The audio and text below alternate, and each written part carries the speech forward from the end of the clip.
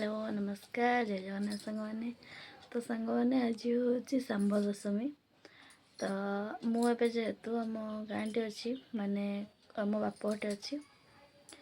तो मो बापर केमती कौन सांब दशमी पालन कर चलो मम्मी की पचार आउ कौन कौन सब रोसई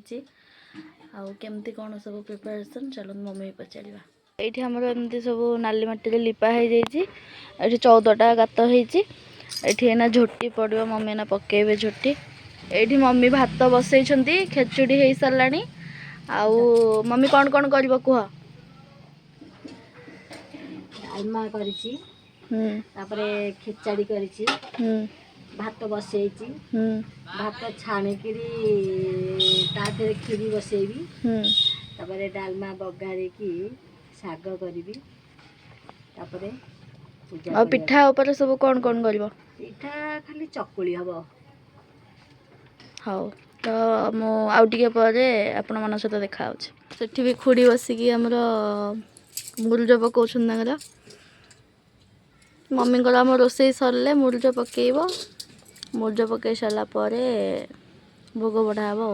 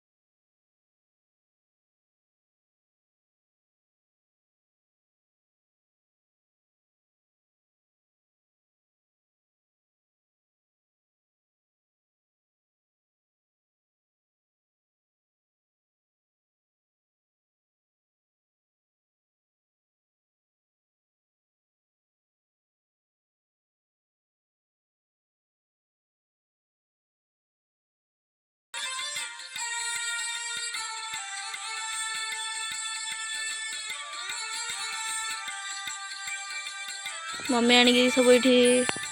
थोई सारे कि आम ननद भाज रिल्स कर व्यस्त थी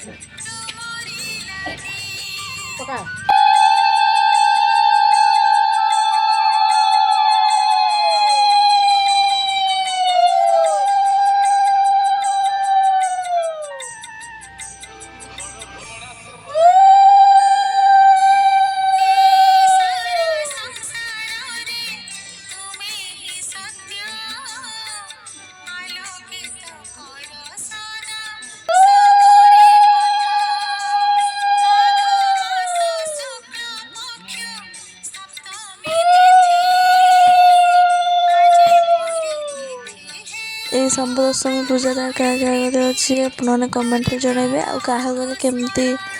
माने पूजा करटा भी कमेंट जनइबे मते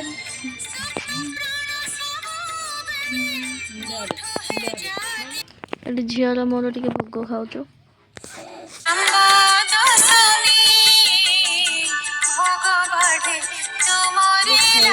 आसिले जाऊे मो भौनी मेडिकल पड़ी तो टे देखा जाऊँ तो चलो जा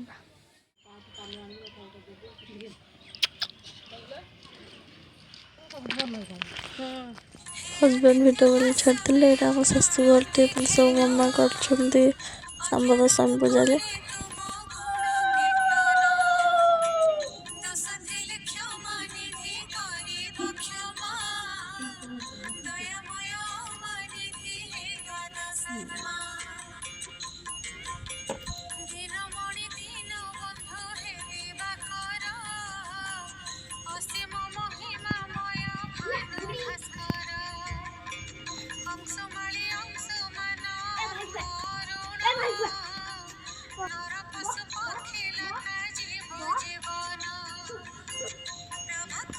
रह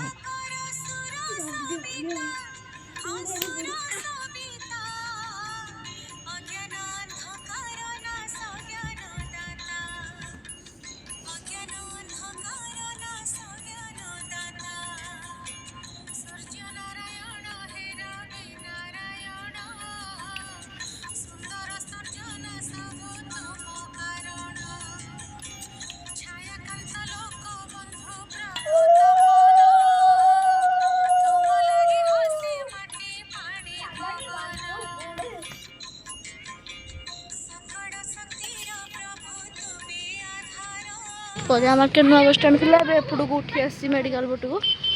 और खोर्धा महोत्सव पोस्टर भी एपर्तन कढ़ाई देख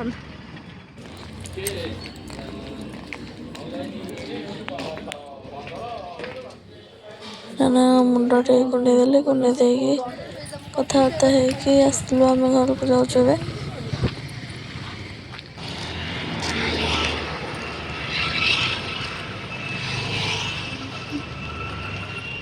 तो फाइनल मुझे घर आसी पहुँचीगली। मो भाई मत लेंबू पानी करके देला पील टे बहुत जोर हालिया लगे भी जस्ट टे रेस्ट ने।